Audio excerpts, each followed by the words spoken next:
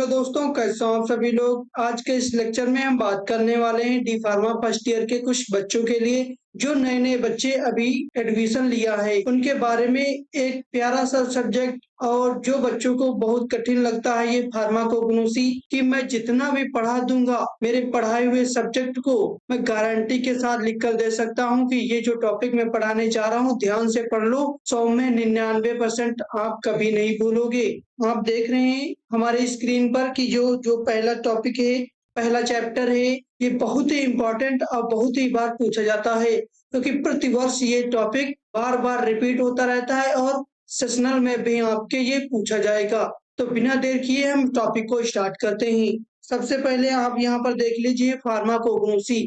Pharmacognosy होता क्या है, पहले भी इससे मोटा मोटा समझ लेते हैं।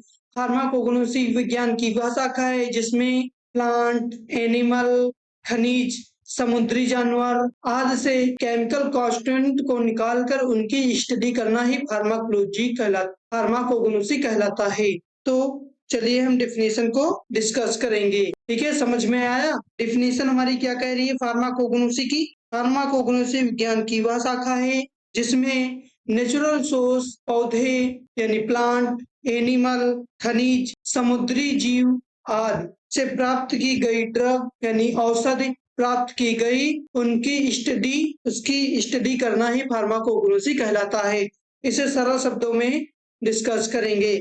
यहाँ पर देख लीजिए, हम दो प्रकार से इसकी डेफिनेशन आपको बता रहे हैं। इसके सरल शब्दों में ये डेफिनेशन क्या कह रही है, नेचुरल सोर्स से प्राप्त ड्रग आइडेंटिफाई यानी उसकी पहचान करना कि कौन सी ड्रग है उसकी पहचान करो। और स्ट्रक्चर यानी कोई स्ट्रक्चर होगा, कोई भी ड्रग होगी, कोई भी लीफ यानी पत्ती होगी वो आपको दी जाएगी, उसको पता करना है कि ये किसका स्ट्रक्चर है और जैसे लॉन्ग दी गई है उसको केमिकल कांस्टेंट को निकालकर उसकी स्टडी करना ही फार्माकोग्नोसी कहलाता है। जैसे कोई स्ट्रक्चर, गुण, क्रियाविध और युग और उपयोग का विज्ञान फार्माकोग्नोसी कहते हैं।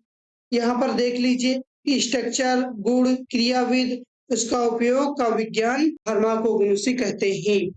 ठीक, समझ में आया। अब इसके स्कोप के बारे में डिस्कस करेंगे। नीचे आप लोगों को दिखा दें कि हम यहाँ पर देख लीजिए, हम स्कोप ऑफ फार्माकोग्नोसी इस तरह से भी आप लोगों को हम समझाएंगे।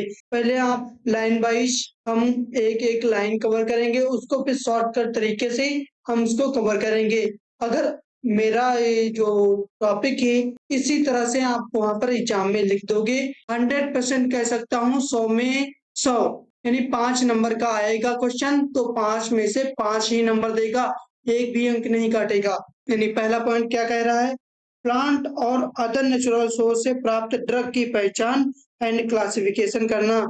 प्लांट और अदर नेचुरल सोर्स से प्राप्त यानी प्लांट से यानी पौधों से और अदर नेचुरल सोर्स से प्राप्त ड्रग की पहचान करना और उसे क्लासिफिकेशन करना, एक पॉइंट हो गया। नंबर 2, ड्रग की इम्प्योरिटी एंड इफेक्टिव को टेस्ट करना। हम यहाँ पर बताते हैं इम्प्योरिटी होती क्या है, आप लोगों को बता दें। आप चाय तो बनाते ही होगे, चाय उसमें डालते हो, चीनी डालते हो, अदरक डालते हो, जो कुछ भी आप डालते हो, जरा कुछ डालते हो तो उससे छानते हो, इसे इम्प्योरिटी कहते हैं। नंबर 3, प्लांट से प्राप्त केमिकल कंपोनेंट्स। जो प्लांट्स हैं उससे कंपोनेंट्स जो हमारे प्राप्त होते हैं वो कौन कौन से कंपोनेंट्स होते हैं, एल्कलॉइड, ग्लाइकोसाइड, टाइटेनिक्स, वोलेटिल ऑयल आदि की स्टडी करना। आप यहाँ पर देख लीजिए, ये जो 4 कंपोनेंट्स हैं आप इन्हें आगे एक एक टॉपिक के बारे में आप यहाँ पर आगे डिस्कस करोगे, इसलिए इन चारों को बिल्कुल जबान पर रटे होने चाहिए। जो नेचुरल सोर्स से न्यू ड्रग की खोज करना और उन्हें मॉडर्न मेडिसिन आप यहाँ पर समझ रहे होंगे। आप नहीं समझ रहे तो मैं आप लोगों को बता दूं कि मॉडर्न मेडिसिन क्या होता है, यानी कि जो गालों पर पाउडर लगाते हैं, क्रीम लगाते हैं, अपनी सुंदरता को बढ़ाने के लिए जो भी आप यूज करते हैं उन्हें मॉडर्न मेडिसिन कहते हैं।